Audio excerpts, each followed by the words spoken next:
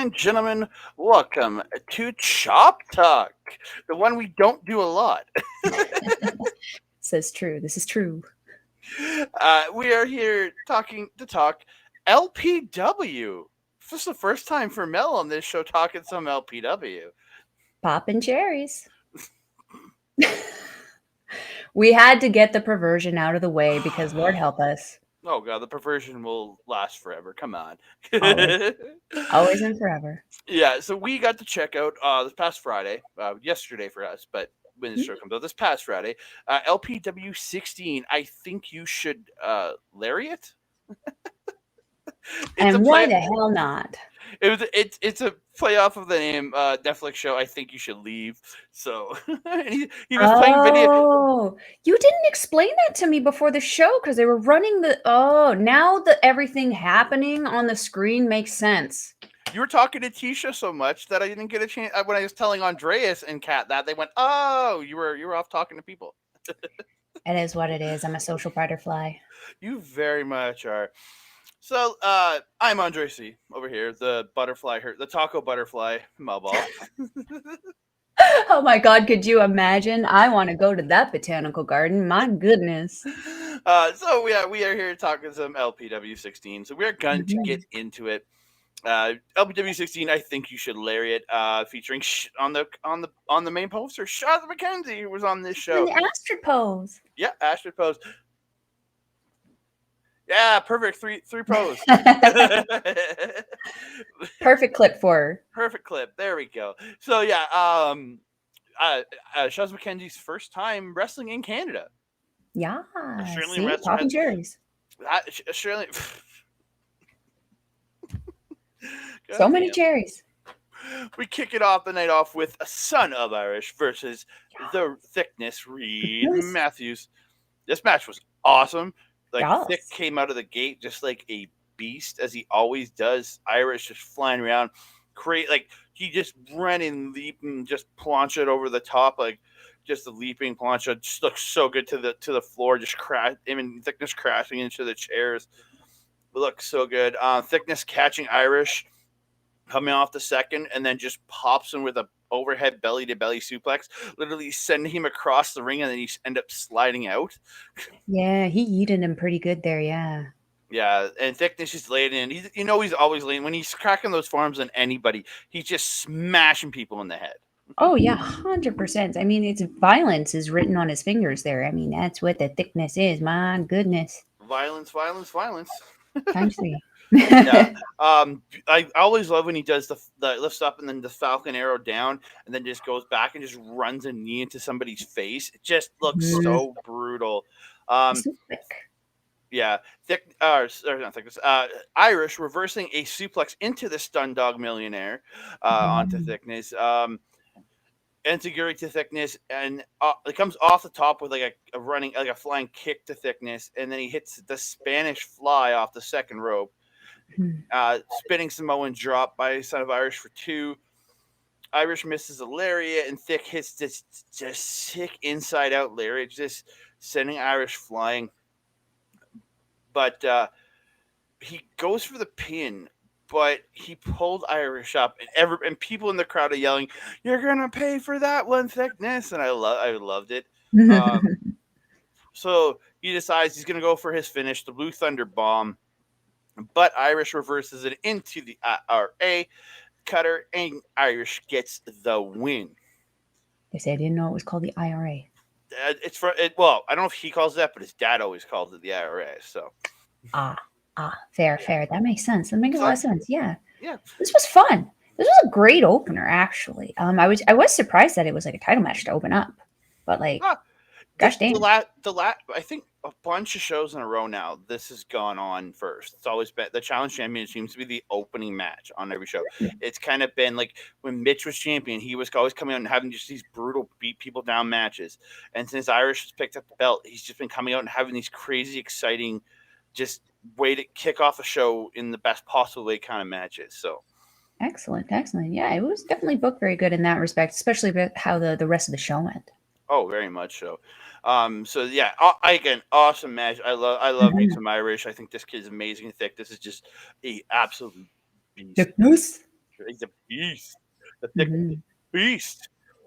The quick, thick. We move on. It's the Radz, Rich King, and Lumberjack Larry Woods taking on Shaun Moore, Phil Deadly. They're just more deadly, Oh yeah. I missed the first couple minutes of this match that to run onto my car, so I missed yeah. You disappeared for a hot minute, but you came back pretty quick. Oh yeah, I got the back switch. So I came back and Moore just hit this sick German to Rich King, just crushing him on his head. Rich ends up missing like a chocolate slide to the outside where you go where Mark Henry would go through the ropes sliding on a guy. He missed that and he ends up in the ropes. And then Phil Deadly just grabs him and just slams him out of the ropes. Looked really good. Huge spine buster by Shaun Moore. Just crushing Larry, and then hits a beautiful delayed suplex to Rich King. This guy is an absolute monster. He's so good. He's so good. Deadly hits a lift up into the neck breaker. Then Moore hits the out of the corner. He goes where he stands upside down on his head in the corner. Koji! And then comes down with the elbow. TKR RKO combo by the Radz onto Shaun Moore, but Phil Deadly gets in to break up the pin with he literally crawled over and just pushed. I think it was Larry, just kind of shoved Larry. It was the weirdest pin breakup I've ever seen. Yeah, I think by this point in the match, Phil had been kind of in and out a little bit. Him and Moore were kind of tagging in and out, but I noticed that there was one point where his knee, I don't know what happened, but it seemed like he was having some knee issues. So maybe that kind of contributed to him because he knew he would have to break up the pin, but you got to do what you got to do to get there, right? Yeah. So the end of the match, top. But then Thaddeus Archer III is up on the balcony, starts yelling, has a microphone, starts yelling into it, distracts Thad. So Moore literally runs up, jumps up in the air, and backstabbers Larry off the top to the mat, then hits his TKO into the stunner and gets the win. Absolutely tremendous finish there. Just that backstabber off the top was nuts. Yeah. That was utterly incredible. I don't know why Shaun Moore is still here. You know what I mean? He should be off gallivanting somewhere in Japan, with Gigi. It just or talent. Or working for a big name company. I don't know how this guy hasn't been signed. He is so. Well, that's what I mean. Gigi's been on AEW. She's going into Japan. She's doing stuff in other places. I don't know why he is still here. Also, the talent that he has is just so tremendous. His in-ring talent is great. He can sell like a mamma jamma. His promos, it's got a great promo after here. And the promo was interesting to me, because his verbiage was not what I would expect out of a tag team individual or someone focused on a tag team. It wasn't, we want the titles, we want the championships, we want gold around our waist. It was, I want a title, I want a championship, I want gold around my waist. I don't think Shaun Moore cares who helps him get it, whether it's Phil, whether it's somebody else. He's determined to be a champion in this area, and I think he's going to get it. Bring back Alexander Prime. I thought you were going to say Alex Zane for a second. I was going to be like, my guy, he's got G1 commitments. I wouldn't mind Zane, but yeah, I want him to bring back Alexander Prime as partner because I thought when those two were teaming up years and years ago, I thought they were absolutely one of the best teams going. And 100%. Yeah, the best. Larry's bald spot hella over with this crowd too. There's multiple Larry's bald spot chants. Multiple. And even Thad says I can see your bald spot from all the way up here, and just make just oh, that's mean. He's got a bald spot, but it's but again, it's his fault for accentuating the bald spot by having longer hair. If you cut your hair short, people don't see the bald spot as bad. Fair enough. I also didn't see that. I couldn't tell what was happening for a while there. I just heard someone start yelling. I was like, what's going on? And it took me a second. I'm looking around. I'm like, where the fuck is Thad? Yeah. Yeah, that was a little confusing. He was kind of standing in an area that was not lit at all, so it was very difficult to kind of figure out where he was. And even Larry, I think, was confused about where he was. But yeah, after a while, you can just follow the voice of annoyance and find where he is. And I think everybody started focusing and looking up top, and that's when I realized, hey, they're up there. I honestly, at that point, didn't even know that there were upper floors. Oh yeah, that's why I sat for the first LPW show back a year and a half ago, almost 2 years ago. Yeah, that's where I sat, was up top. Yeah. But again, absolutely tremendous match, and I can't wait to see what more does, especially in the tag team division. It's like, will it be Deadly next time? Will it be somebody else? Well, it's like, if he's getting dominant wins, does it matter who his partner is? I'm going to assume, based on what happened after he cut his promo, where the tag team champions Sheik Akbar and Berat came out there and jumped the two of them with wet floor signs for some reason, that maybe, that kind of really accentuated the knee injury that Deadly had on there. So maybe not. I don't know. I was just singing black and yellow, black and yellow, black and yellow at that point. Yeah. Yeah, absolutely phenomenal. And Kat sent you Shaun Moore's theme song? She did not. Oh shit! I'll make sure to send it to you. It's hip hop. The song's called Hip Hop. It's absolutely amazing. She might have. There was 3 that she sent me, and I didn't listen to them yet. Oh, okay, I'm pretty sure she did, because I saw her copying it when we were sitting at the table. That wouldn't surprise me. I got a few music. If you want to hear a dope ass theme song, go on to Spotify. Just to all you fans out there, and look up the Love Pro Wrestling playlist and go to hip hop. It's legitimately the best song. I have to agree. I enjoyed it. Yeah. We move on. It's Sebastian Wolfe versus Jared Rogers. Wolfe just yeeting Rogers around. He was tossing around for the first couple of minutes, and Rogers ends up on top, and he comes off the top and hits like what I can only assume was a sling blade off the top, because he kind of rolled around him and he pulled him down. Yeah, It looked really good. Just the way he did it. I just had never seen a sling blade come off the top like that. I was like, I think that was a sling blade. It looked really good. He had a couple of were like sling blade. He's really he's got that sling blade down pretty darn well for being as new as he is. He's for as new as he is, he's got it down pretty well. Again, I'm not going to disagree. I enjoyed it. I thought it was pulled off very well. Wolfe ends up catching Rogers hopping, like he's running in these jumps, and he catches them and just spins and just power slams, like he just takes him on his shoulder and just crashes him into the mat with a power slam. Just looked like he killed him. Wolfe literally stands up after that and stomps on the back of Rogers' head. Just stomps on the sensitive spot, like multiple times. Spot you shouldn't be hitting somebody in. But Jesus. But cover up. Yeah. Head. Yeah. Tiger. Wolfe hits a tiger bomb, then he picks him up and hits a sit-out tiger bomb. And this is, I think everybody thought it was over right here. And this kick kicks out at the last possible freaking microsecond, and the crowd just goes, because they love Jared Rogers. Wolfe puts Rogers up top, goes up, but Rogers ends up knocking him off and jumps on his back and gets a rear naked choke and getting him down to the mat. And then once he's down on the mat, he turns it into like a dragon sleeper. But then he reverses it into an X-plex, like the release suplex. Looked really good. And then Wolfe comes running at him for the spear, and Jared sunset flips over. It gets a 2 count. And then as they break up and Wolfe's coming at him again, he pulls him into a small package and steals the goddamn win, slides out the ring and runs to the far side of the building, just like against the wall, celebrating. Well, because he had to, because if Wolfe would have gotten his hands on him again, I think he probably would have paid for it. This was a fun one. You could definitely tell the experience different. It was definitely a new guy versus a veteran.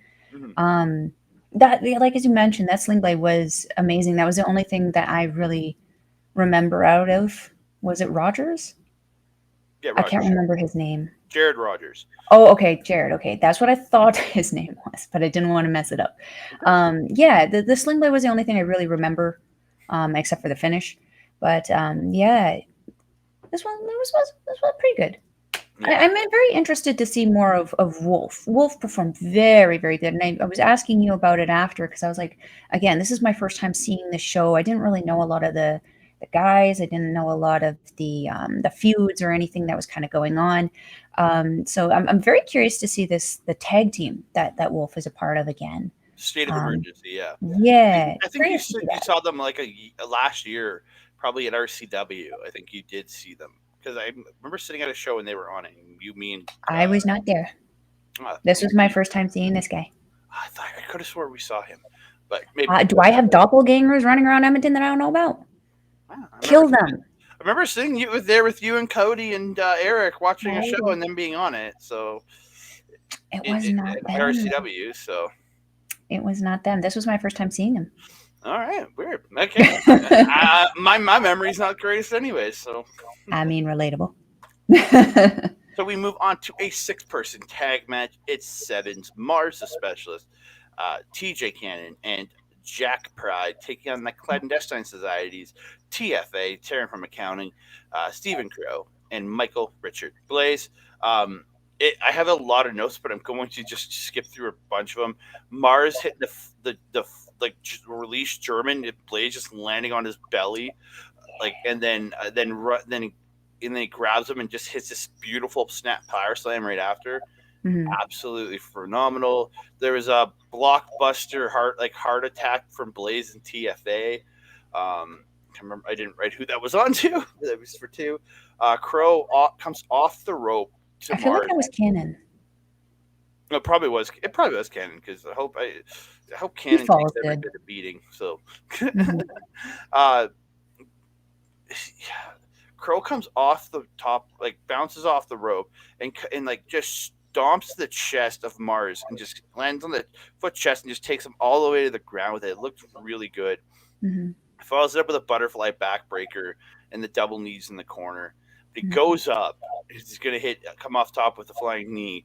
But Thad grabs his foot and Marz just shoves him off and he just goes smashing into the apron. It looked like I was just like, oh, Youch. God. Yeah. There's a triple doomsday device by 7 where they picked him up and I think one of them came off the top and they hit a doomsday device with a drop kick, I think. And Crowe just barely kicked out of that one. Then they got a gory special double flatliner combo. Clandestine Society did to Cannon and Marz. They had them both up in the gory specials, and Crowe grabbed them, and they came back with the flatliners. I thought that was I've never seen that move, and I really loved it. They did a great job. I'm gonna pop to the end here. Pride and Blais are facing off, just beating the living holy hell out of each other. Blais ends up on top, misses a 450. Pride misses a standing moonsault. Blais hits a Spanish fly, and then Pride hits a suplex. Both men are down. So Marz comes in. He's gonna try to use the chair, but Larry runs out, pulls the chair out of his hands, but gets in the ring with the chair. And Blais puts his hand on his back, saying, "Hey, what the fuck, man?" And he hits Blais with the chair, and the ref just calls the match up. And they announced that Stu. Might have been Stu. I think probably was Stu because freaking Stu. Hey, in this situation, he did okay, but it's the end of the night that pissed me off. That's why I'm going to boo him next show. I'm going to boo you. Just a constant frustration. Yeah. And then it just turns into just all-out brawl between the Radz, 7, and Clandestine Society. Everybody's just beating each other up. Everybody's just kicking the shit out of each other. Spencer's coming out just yelling at people, telling them to stop. He's yelling on the mic. He's like, "Go to the back." And Ben just comes flying over to Thad and just cracks him in the face. Those two are brawling on the stage. It was great. Great follow-up to the brawl in the crowd from a few shows ago. Ben and Thad were literally brawling, felt right behind me where we were sitting. They were brawling right there at 4 or 5 shows ago. So you're lucky they weren't brawling right beside you, because I think they kind of crashed into Andreas that last show. So guys got to be careful with that. You start hitting fans are going to get involved. Yeah, but yeah, just a giant brawl. Absolutely. Spencer going, as you said, all Vince McMahon. And Kat starts, this is the best part, Kat starts cheering Daddy Spencer. Why? I'm not even going to make that comment that I said about that. We're just gonna go into. I really I think I mentioned a couple times to Kat throughout the night. I really enjoyed Stephen Crowe's outfit in that. Was this a new outfit for him? Yeah, because the pink one you see in the picture is his regular. He has a pink version of what you kind of saw tonight. Oh, okay. His normal gear is, yeah. I really liked it. Last time I also saw him, he had this like Malibu Barbie blonde hair. I really liked his haircut and his style with this one. It kind of felt more appropriate with the group that he was a part of. I really liked Taryn's gear where it had the kind of like half money, half black stuff and the little brooch thing in the middle. I thought that looked really, really fanciful. They looked also pretty unified. Obviously, the Clandestine Society, they're a faction. They're supposed to look unified. Seven kind of was unified in their own little way, but maybe not as quite. It was interesting. It was interesting to see these two teams because I didn't know the feuds that were going on. I saw a couple promos on Twitter that were coming out involving this match. Yeah. What was it that Marz did in the corner? I think he yeeted Crowe off of there. And he kind of did what Thekla usually does with the Tree of Woe thing, where he usually come back on, but instead he was distracted flipping off Stephen Crowe and ate Michael's boots. Blais just like drop kicks. That was great because he's like spider suplexed him off the top, right? Yeah, but he just was like taunting, like he's upside down, hanging off the corner, just literally flipping Crowe off, and I was like, Blais just kicks him in the face. It was just great. Yeah. Oh. Obviously, there was obvious tension between the faction leaders, Michael and Pride. Pride tagging out every time he had to face Michael, saying, when we are ready, we'll do this. And, that unfortunately left us with Cannon for most of the match. There's always going to be a weakest link. And it's the Cannon. I hate that greasy little slime ball. He's just... Well, I wasn't gonna go that far, but I've said that kind of shit to his face. I have called him horrendous things to his face. I think that man is a pure scumbag, and he just is the worst of humans. Okay, then we're just gonna go with that. I'm just okay. He's kind of I don't even know if I can say he's the Bushi of the group. He's the Taka Michinoku of the group. I can't even say that. He falls really good. He takes moves really, really good. And he sells really good. His facial expression's really, really good. Mm-hmm. I just don't really enjoy his wrestling.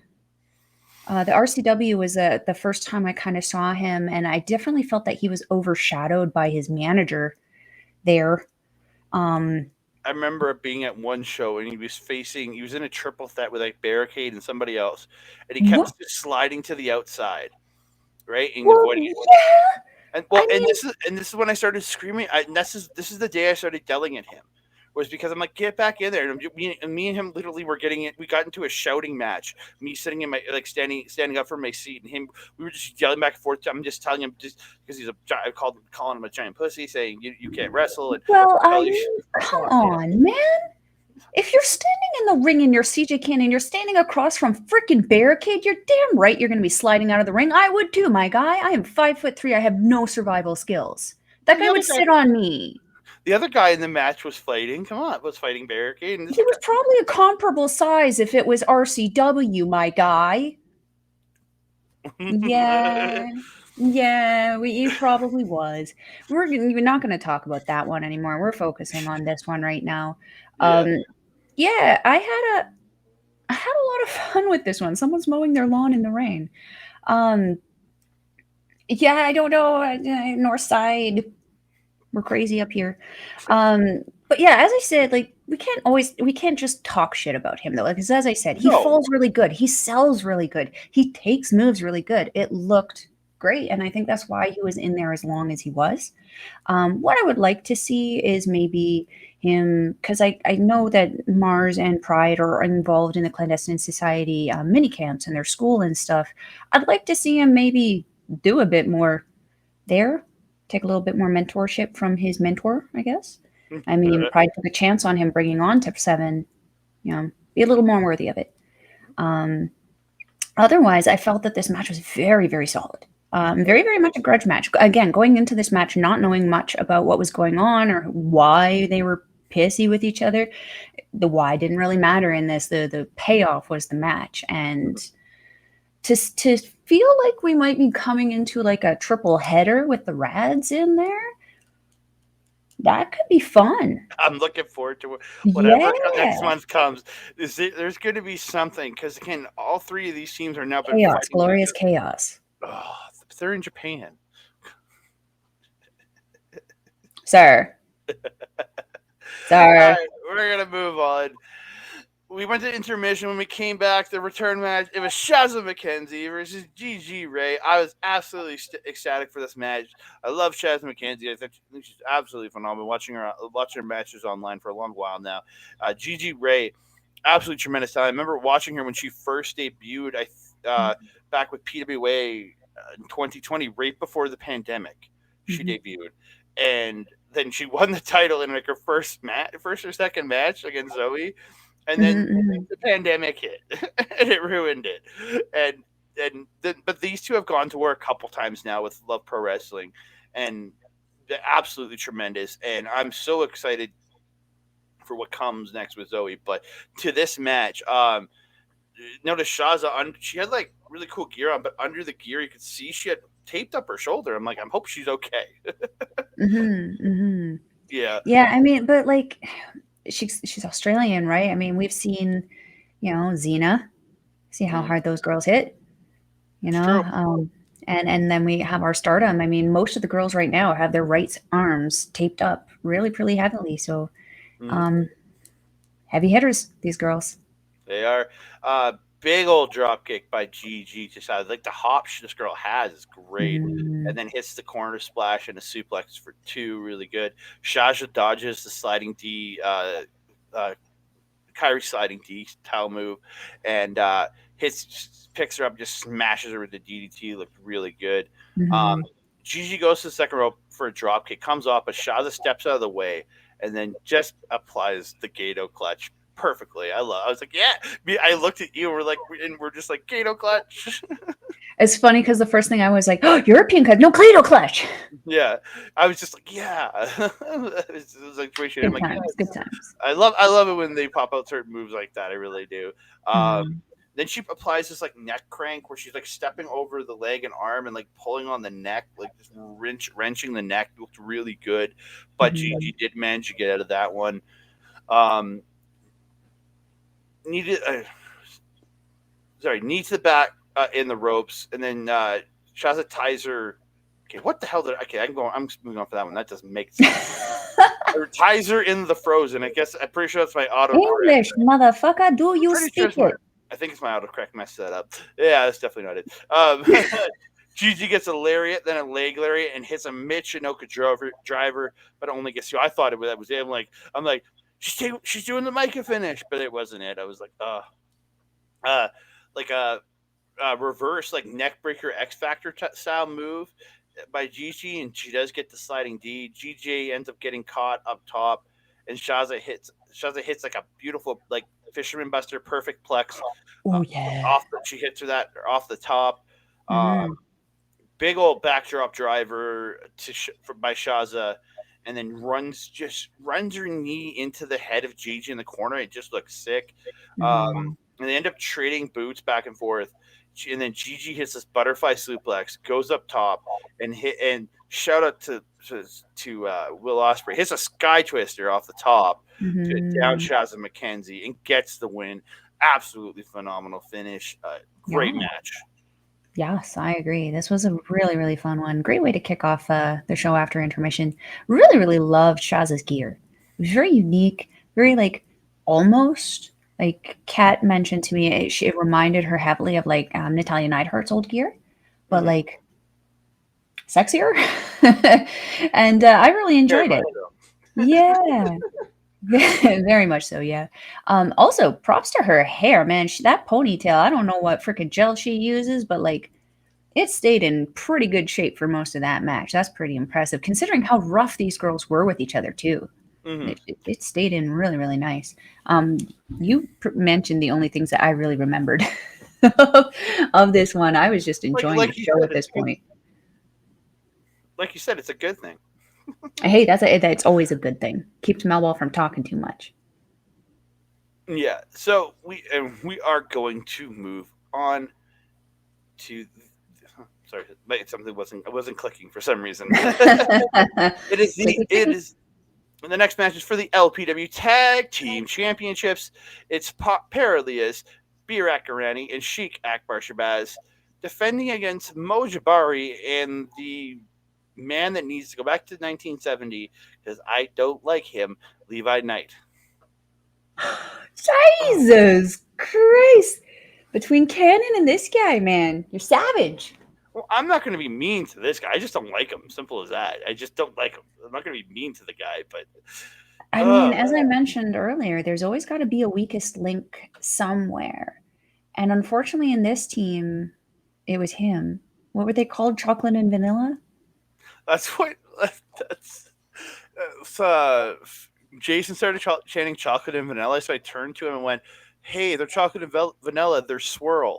Oh God! And then he started chanting. Jesus! Swirl, Jason! Shout out to Jason. He's such a treasure. I love Jason him. Rutledge, I love you, brother. I really love you. I know he's watching this, so Jason, I love you, brother. He was dressed up as CM Punk. I love it.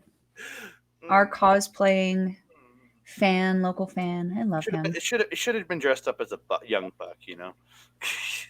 That Melball wouldn't have been so happy to see that. I love seeing Sheiky though. Love watching him wrestle. My favorite thing that he does is that running, jumping European uppercut in the corner. I feel like he was a little tired when he got to that though, because it wasn't as far of a jump as he usually does, because he can usually do it from half to 3/4 across the way from the ring. And he was kind of like only a quarter away. I don't know, maybe he just tripped. I was still happy to see him. His gear looks great. Yeah. That new red pants. I haven't seen those before. I haven't seen him wrestle in a very, very, very long time. So it was nice to see him again. Him and Berat work so well together. Very, very smart yet slimy kind of tag team. Yeah. Yeah, very like you can tell that they're heels, but they work so well together and they have this kind of like nonchalant charisma about them that almost makes them not heelish. It's kind of like they're almost like an LIJ. They're almost neutral. They try to act heelish, but they're over with the crowd. Yeah, they kind of do heel shit sometimes, but the crowd, like, what again against some people, again other people, they do get booed depending on who they're facing. But here they're more over than Levi and Mo, so the crowd kind of got behind them throughout this match. I was again, I own a Berat Gorani shirt, and then me. The other dude that had a Berat Gorani shirt and the guy with the Sheik shirt all stood up just like, yeah, as they're coming out. They were just yeah, it was absolutely phenomenal. Levi at one point is like spinning, like doing ripcords on Berat, and then pulling him back in, then spitting him out like they're dancing. It was just like so yeah. And then he brings him out, and then he hit a pretty decent hook kick. He did, yeah. Like for as much as I don't like the look, he's a good wrestler. Don't get me wrong, the kid's a good wrestler. I didn't like a good. Like I'm not saying great. I'm saying good. I'm saying good. He's passable. He's better than Cannon. We'll say that he's better than Cannon. Yeah. Levi hits this really nice high drop kick. He's got height on his drop kicks, and then he does the front flip kip up. Looks like he's got some athleticism, man. Well, he did. Kat was telling me he went to the Nightmare Factory. If you don't come out of that with some kind of skill, I mean, I'll be disappointed with you. Yeah. Sheik ends up dropping Levi at one point and does a disco dance thing. And yes. Then he dropped the elbow. Oh, absolutely phenomenal. I saw him after rhythm, sir. I saw him after the show. I said, "Man, you can dance," and he just laughed. Yeah, that's a matter of opinion. That was amusing, though. And again, that's that thing that I was telling you, that nonchalant charisma where they're just mucking about, and it ends up being really over with the crowd. There's a really kind of cool spot where Sheiky picks up I think it was Levi, and then just places him on Berat, and Berat holds him, stands there just pulling a stretch muffler with Levi just hanging there. Yeah. That looked really good. Yeah. And then they pick him back up and hit like into an electric chair, like to electric chair, and then bring him down with the face buster. I thought really good. Sheik hit an inverted exploder off the top to Levi, but Mo ends up breaking up that pin. Mo gets the 10 count.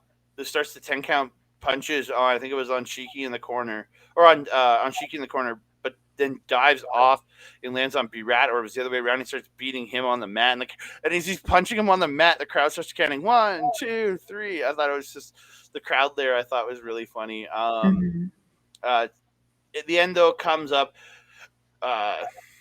Berat hits the perfect 10. Shout out to Sean Spears. He hits the perfect off the shoulders into the face buster. Shout out perfect 10, the perfect 10 there.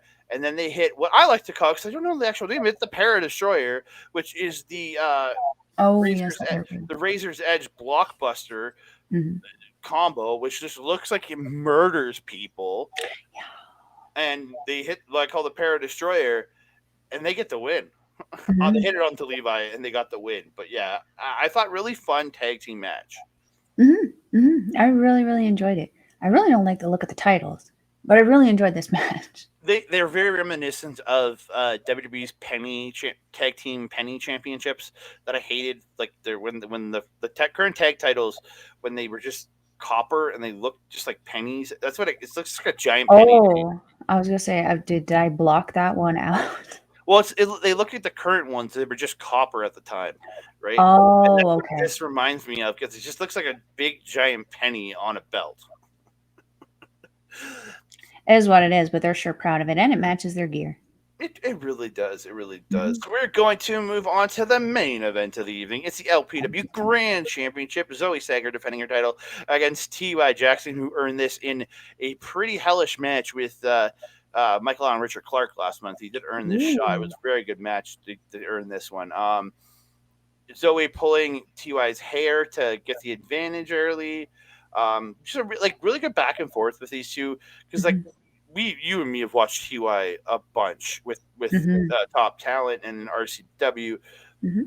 Guy's a phenomenal talent. Like, this guy got incredible. And Zoe, as much as I don't like her, I think her character is very B-wordy. She's quite. You've been saying fuck this whole time, and you're going to censor yourself on that? She's a bitch. She acts like a bitch, but she's an absolutely really good professional wrestler. Like, she's really good in that ring. Like, she can go with anybody. She likes to cheat and do stupid things that doesn't need to happen, but yeah. That's not a but. That's a problem, but yeah, it's a giant problem, but yeah. Zoe getting a haluva kick at one point, and T.Y. drops and hits the running knee into the corner. Looked really good. T.Y. just flying around, looking phenomenal in this. Beautiful enziguri to Zoe, and goes up to the top, Zoe went up and he hit the enziguri while she's up top, and then hits a beautiful Rana off the top to her. That looked really good. Zoe comes off the top at one point, hits a very Bryan Danielson-like drop kick, and just sends T.Y. flying across the ring. I'm like, she has power on those drop kicks. That's for darn sure. T.Y. hits a Buseko knee, and then hits the Daniel, again, another shout out to Daniel Bryan, the Daniel Bryan style corner drop kick, and then a lumbar check. And I'm thinking, it's fucking over. And she kicks out at 2. I'm like, God damn it. Zoe ends up dodging an enziguri and then hits a really nice code red, but again, only gets 2. And you could just see her getting frustrated. And Jason and his boys behind us started chanting Zoe's crying. And then a bunch of the people in the crowd started chanting Zoe's crying with them. And she literally goes, I'm not crying. I mean, it's funny to add to that, though, because like when you start having the childish temper tantrum to it, it adds to it. It adds enjoyment. It adds to the character. So that was a good choice on her part.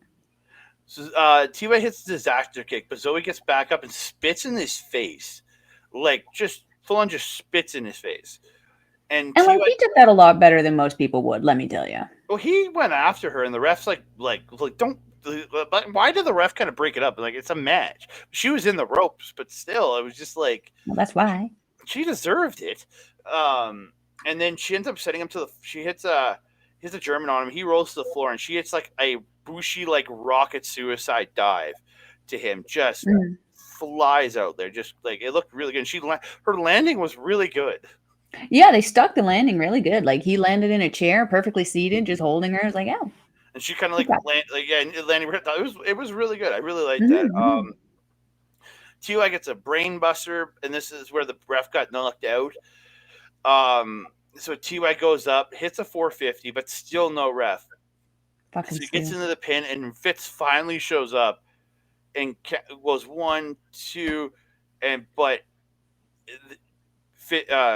he goes to count 3, but Zoe gets her foot on the ropes because Zoe didn't get her foot on the ropes. Thickness put her foot on the ropes. I was going to say because Thickness put it there. I was going to say that. Like, that guy's a dickhead.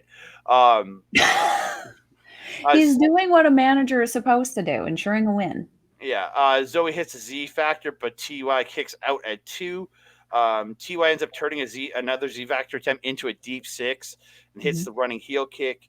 But Zoe ends up getting a low blow with the ref distracted. Oh, sorry, because the rematch because she had the foot on the ropes and the match ended. Sorry, I fucked this up. And no, that was me interrupting you, fucking it up. Yeah, so Fitzy awards the title to T.Y. The place is going crazy. Everybody's happy, and this is where fucking Stu. Oh, fucking Stu. I gotta boo you now, Stu. Sorry, you ruined this. He comes back in and says, "No, Zoe had her foot on the ropes." Again, how would he know? He was unconscious on the opposite side of the ring. That's what I'm saying.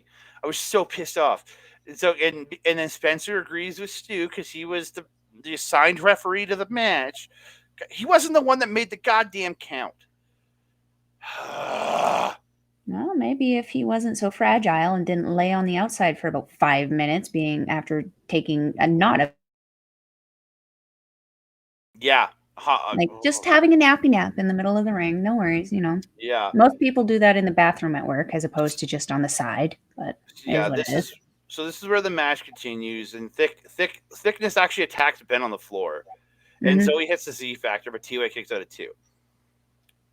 And this is where, T.Y. hits, turns another Z factor into a deep 6, sends her across the ring, and hits the running heel kick. And she ends up kind of near the apron. So he's grabbing her, pulling her back in the ring, but she's pulling the apron in with her. So Stu, for some stupid reason, thinks I should fix the apron and not call the match, the dumbass. So he goes to fix the apron, and she kicks him in the nuts. And I'm like, and then she hits a Z factor, and she wins the goddamn match. You say he was just a problem in this match. I say he was a problem all night. He kind of is he's a Melball. Like, I can absolutely tell you, if I was in that situation too, if I'm sitting there, there's too much going on. I can't focus on one thing or the other. I'm just going to be like, and not paying attention to what's happening over here. So he does just stand there in one corner and just like, There was a few times he was in the way. Like, bro, open the eyes, stop smoking before the show, freaking pay attention to what you're doing. Like, you're in charge of these people's health and safety and your own. You have to multitask. Well, I think we've been spoiled in this province having a guy like Fitzy, who's such a phenomenal referee, and having even Ben, like before he became a manager. Ben is an absolutely tremendous referee. So having two guys like them, even Smalls to a degree, for the most part, is a fairly competent referee. For the most part, he's more competent than the other one at Top Talent. So yeah. Yeah, but I'm just even. But yeah, we've been kind of spoiled, especially with Fitzy and Ben, with how good they are as referees. I will never see another referee as good as them. You know what I mean? Because they both are so good. We've been spoiled in this province that every other ref does not measure up to how good those two are, and that's a big problem. So it's a big problem. So Ben, Fitzy, make the other refs better. Come on.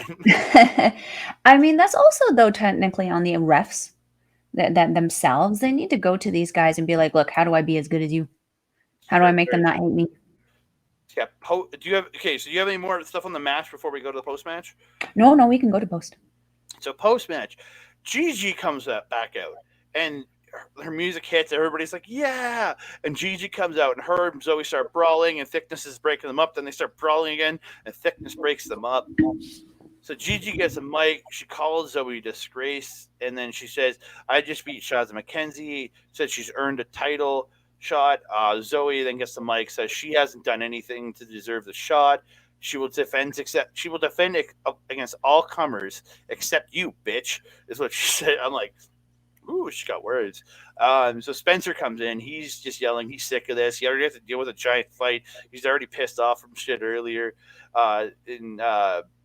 Says a bunch of crap. I don't know what the fuck it was. Literally wrote Spencer craps out his mouth, saying shit about how good Zoe is and how well she's held it down. Okay, there. No, thank you. I was going to say. She has not. She's been just cheating to hold it down. So, no.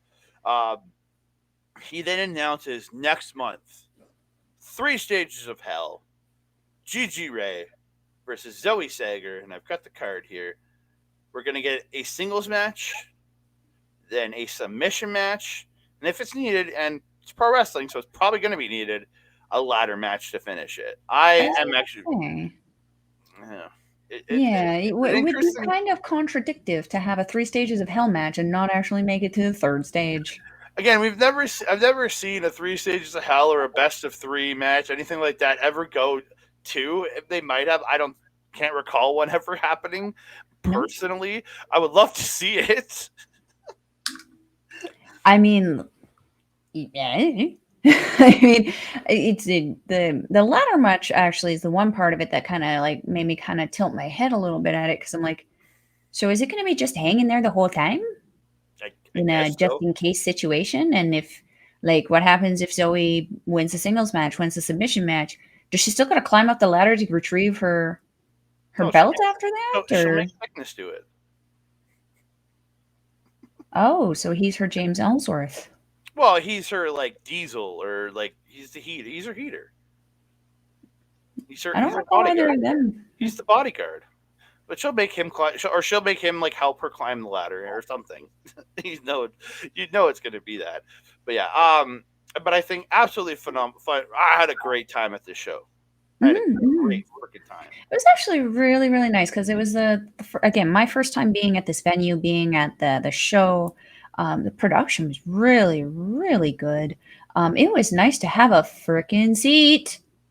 It was. Sit the frick down. We had a table. We were at our regular. I mean, I was getting to it. I mean, we had a full menu. We had people come, like we had a server coming to the table, and it just, I hate to be that person, but it's like when we go to other shows, like Top Talent, you have to fight for a chair to get there. Then when you get there, also, and you get your chair, you have to hope to goodness that someone doesn't take it or move your shit when you're reserving it when you try to go get food. And there's usually only one person working at the food thing, so you gotta wait like 10 or 15 minutes. If you're going in the show, chances are you're gonna miss a match just waiting for food. And then if you didn't get a seat, then you have to stand there with your food. And it's just, as someone who likes to get like this when I go out, it also means that the rest of me, unlike when I'm podcasting, is gussed up too. And I like to wear heels. I like to feel fancy. If I have to stand for 3 hours just to watch a freaking wrestling show, I'd rather not. Like, the only way I'm going to do that is if it's a music concert, because that's, for me, is worth it. But it's like, the venue and everything was really, really nice. It's a little far for a girl to go when, if she's not getting a ride, but she's getting a ride. So she's happy. Overall, like, if I had to rate this show, 10 out of 10, I had a great time. The only thing that disappointed me is Zoe kept her belt. That's the only thing that disappointed me on this show. I mean, did we really think that she was going to lose it, though? I was hoping. I mean, we wanted her to, because I would have rather heard TY's song again, because I love Necklace. That's a great song. It's on my workout music now. I love it so much. But I feel like they're building him to it. He's going to get there eventually. but she did just kind of win this title not too long ago, didn't she? January. It's been And 6 I months. guess it did. Has she defended it every single show? Mm-hmm. Yeah. I don't see her losing it. Like, she's had a great track record of defenses, but all of her defensive have come in. Her wins have come in a dirty way. She's always cheating to win. I mean, it is what it is. I mean, I could tell from the moment she came out with Thickness because I didn't realize she was a heel based on her appearance. When she came out with Thickness and she was kind of being the moody broody thing, I was like, oh, she's a heel. I didn't realize that. The music does not suggest she's a heel. The gear does not suggest she's a heel. Mm-hmm. So I don't know, maybe I would, but then again, like we have so many of these heel girls like Rhea Ripley who are just like dark and moody and broody and gothic and all that shit. But it's like we can't have too many of that either. Mm-hmm. But at the same time, the look is a little contradictive to me as to what the attitude is. But the look is is pretty much the same look she had before she became a bad girl, I guess, for lack of better words. We'll say evil. She entered her villain era. Yeah, her villain era. That actually is perfect. I love that. Thank you. I know. Anyway, that being said, Maleficent went through her good girl villain era. Maybe she can evolve into something a little differently, but then again, like gear's costly. It ain't cheap. No, it is not. So, ladies and gentlemen, thank you for coming and watching Chop Talk with us. We really do appreciate it. Before we go, Melball, where can they find you? If you want to follow a Melball, you can follow me on Twitter at Collins Melball, or you can follow me on Instagram, TikTok, Mastodon, and Facebook at Melball Collins. That is the smoothest I have ever delivered that. I think so. Yes. Also, you can find me on our local establishment, Original Programming, Paramindful, every other Monday. We are not having one coming out this coming Monday, but the following Monday, we have Alex the Werewolf and the Gold Standard Carl Calrofel joining me to talk about Bigfoot and Bigfoot sightings, Bigfoot stories, both Canadian and American stories, just to kind of see what the similarities are in there. And you can also catch me on Astrid Pizarro's YouTube channel in the Ladies Wrestling Showcase show, where we talk all things Amazing Ladies Wrestling Showcase. We're probably going to be talking about this because, like, again, Shazza debuted in Canada first time, so I definitely want to shout her out on the next show. That should be coming out not this week. Oh no, it will be coming out this week because we missed last week because Astrid was in Miami doing a panel. Mm-hmm. Love Astrid. So proud of you, girl. Mm-hmm. Andre, if the people are wanting to follow you on social media and see you throughout the week, where are they going to find you? At that Canada on Twitter, Mastodon, Hive, and now TikTok. I broke down and got it because I wanted to do mostly because I want to do the Pokemon thing. There's a Pokemon thing? I'll send it to you. On Instagram, at that Canada Dude. You can find me at youtube.com/Andre Melball Wrestling Talk, where you might be watching us right now. You can find us on the Facebook page. There. Up there at Andre Melball Wrestling Talk on Facebook. You might be watching us on our YouTube page, but you might be watching us over on Backbreaker Media. So if you're on Backbreaker Media, please go over to our channel, give us a follow, but give Backbreaker Media a follow. Please check them out. You can also check out all the other great stuff they do over on Backbreaker Gaming at youtube.com/@backbreaker_gaming. And then if you want to see Mike do all the gaming stuff live that he does, you can see him at twitch.tv/Mike the Ref. But over on Backbreaker Gaming, you've got Mike stuff, you have Rick Jules' stuff, you have PJC stuff. You got lots of great content coming out over there. If I ever do any gaming stuff, that's where I'll put it. And then you can find me every Wednesday going right now doing a Secret Invasion review on our local establishment at youtube.com/@our-local-establishment. Depending on the week and what we're doing, it might be live on Twitch and it might be on just later on YouTube. We don't. It's the weeks are depending. Week 1 was live. Week 2 was pre-recorded. Week 3, I'm going to be at Dynamite, so probably pre-recorded. Chaos, beautiful chaos. Beautiful, beautiful chaos. And I want to thank each and every one of you for joining us here. Jason, I know you're watching. Thank you very much, my brother. Everybody else who's watching, thank you so very much. Please leave the comments down below. We want to hear from you. We want to talk to you. We want to talk to you about professional wrestling in every form. Please put in comments below. And also message us over on Andre Melball Wrestling Talk on Facebook. We love to hear from you. So please like the video, comment down below. Hit the notification bell so you know when we're dropping new shows. It's always a good idea. So thank you, ladies and gentlemen, for joining us here. Melball. We have to do this because I have been forgetting it every show. If you're wanting to catch LPW live, we will leave a link in the description box below to get your tickets. They will have, I think, when was the next show again? July 28th? Right there, July 28th at the Rec Room here in Edmonton. Please join us. And if you see this and you're coming up, because tell us, because we would love to see. We would love if you've watched this and you're coming to the show. Please talk to us. Tell us you're coming because you saw it here. Say hello. And that being said, Andre, do you have anything else to say to the beautiful people? Just thank you so much. That being said, I am your Melball. Over there is Andre. We will see you next time. Mwah!